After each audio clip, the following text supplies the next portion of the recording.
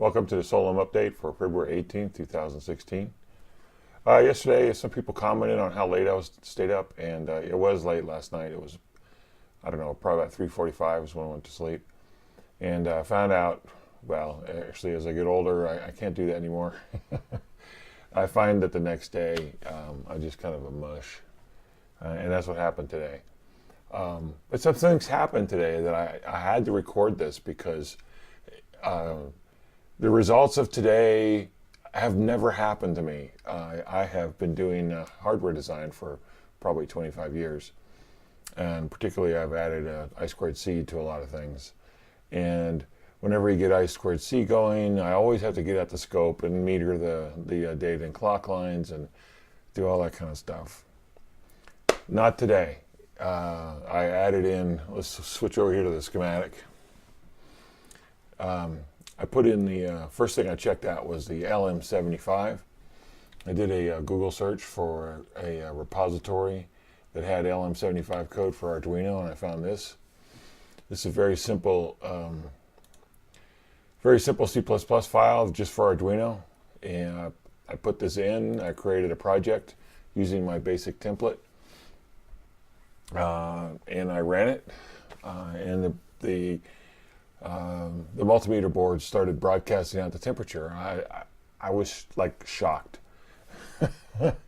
because that never worked. It never works the first time, but it did. And in fact, I was kind of leery because the numbers were coming out, and I went and put my finger on a temperature sensor, and sure enough, it went up, and then I blew on it and went back down again. I figured, well, let's continue going. Let's continue moving on. So I went and looked for example code or Arduino code for the Maxim DS1337 code. I found this repository, and this is written for 2 Dallas parts.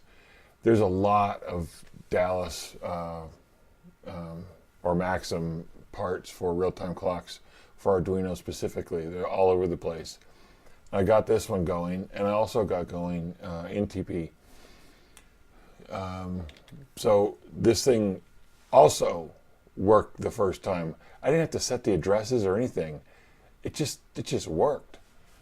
So okay, well, we'll take the last I2C device on here. It is this what's this thing called? Microchip 23017 part. This is a 2-port I/O device. I put this particular part on almost every design I've done in the last 10 years. It's so flexible, so I stuck it on here. And I did, again, I searched for Arduino and MCP 23017, and I found an Adafruit library for this. This is also an additional. This one's also a very simplistic library, but it was good enough. I created another project for it and got this one running. And this one has an LED on here. This is a secondary LED. And I put it on the board. I ran the code, and it started blinking that LED. It was mind-boggling to me by 5 o'clock that I was so kind of whacked out today because I stayed up too late last night. But I got 3 I2C devices with the baby step code written in the afternoon, and they all worked. The first time I ran the code, they worked.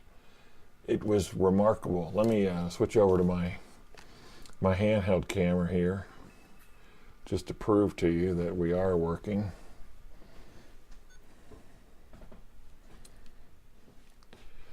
All right, here's the board.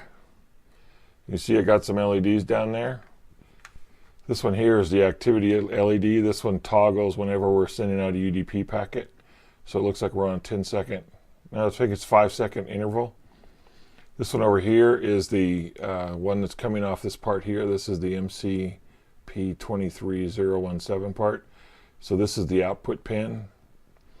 And what I'm currently driving is, well, I'm driving this LED, but I'm also driving The charge circuit up here has the ability to change the charge current.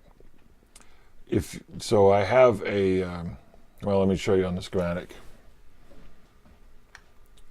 Over here on the where is it? On the power thing right here.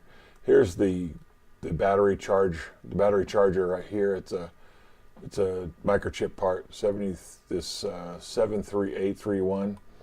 And what I'm doing is I'm switching in with some N-channel MOSFETs. I'm switching in the load resistor for the programming pin. So what that lets me do is I can have 4 levels. If I open both those transistors, there's no resistor at all, and that tells the device to actually turn off. And then I can switch them in a binary bit pattern. And those values were chosen so that I'm at about 50 milliamps per level. So over here, this is my solar panel power supply, and about every 5 seconds you'll see the current change. So I'm on. All right. So here's the transistors are open. So that's 0. There's a 1. It's going to run for 5 seconds. Then it's going to switch, and there's a 2. And then it's going to switch up again, and there's a 3. It is a great day. I can't believe it.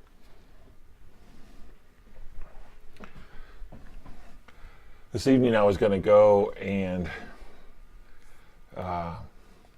do some more work, but I actually decided to take the evening off because I didn't want to spoil my perfect day. That's the Solem update for February 18th, 2016. I'll see you tomorrow.